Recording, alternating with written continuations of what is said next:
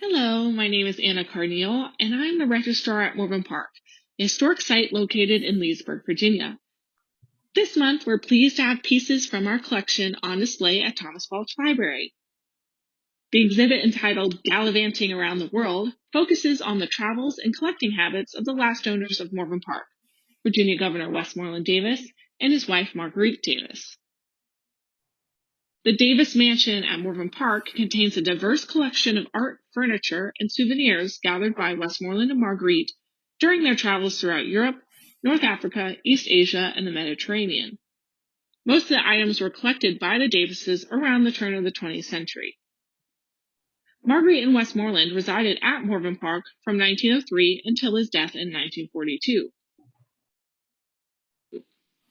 After his death, Marguerite left the estate in the hands of caretakers and in 1957 established the Westmoreland Davis Memorial Foundation to preserve the buildings, landscape, and items in her home.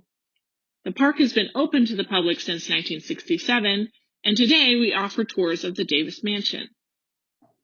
This month's exhibit takes a closer look at some of the eclectic decor and furnishings from within the mansion as they offer a unique insight into the Davises' world travels. So to set the scene, the invention of the steam-powered ship, the completion of the Transcontinental Railway, and the opening of the Suez Canal at the end of the 19th century offered affluent Americans, including the Davises, access to Europe and Asia in a matter of weeks rather than months. To help them plan their itineraries, Marguerite and her family appear to have preferred Baedeker guides, which were quite popular at the time. In fact, we have over 40 of those travel guides in our mansion library. Inscriptions inside the guidebooks, often written by Marguerite's mother or siblings, provide a date of their visits to faraway locales. On display as part of the exhibit is a picture of an inscription inside a copy of Baedeker's Guide to Greece.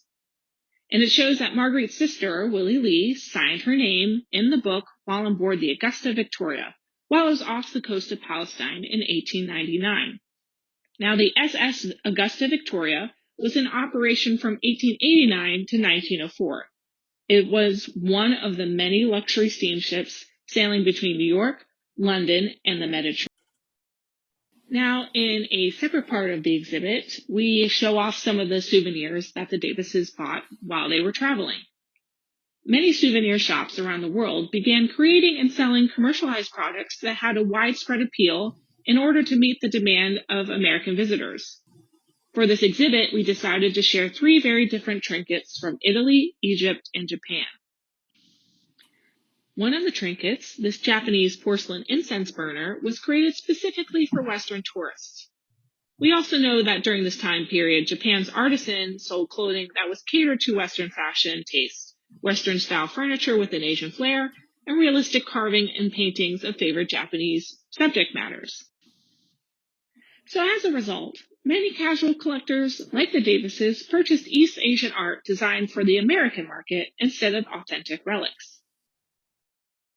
Coinciding with an expansion of travel, many well-to-do Americans also started to furnish their home with aesthetically appealing antiquities.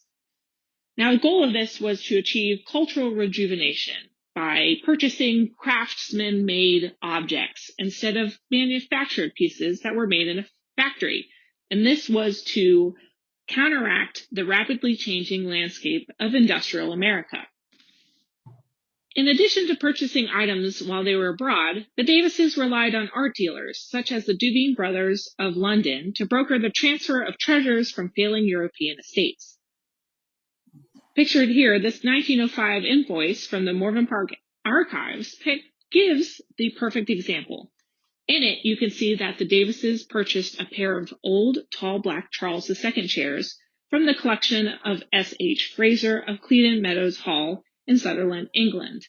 We believe this picture to the right might be one of those examples. It is now in our dining room within the Davis Mansion. Research into the expansive collection of items at Morven Park is ongoing.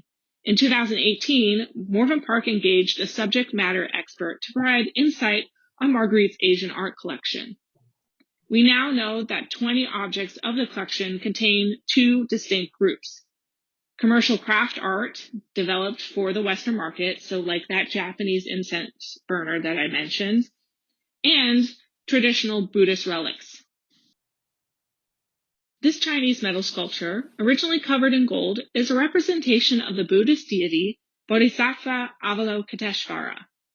Its square face and body proportions suggest that the sculpture was cast sometime after the 17th century. The deity was said to protect the health of the family, especially women during childbirth.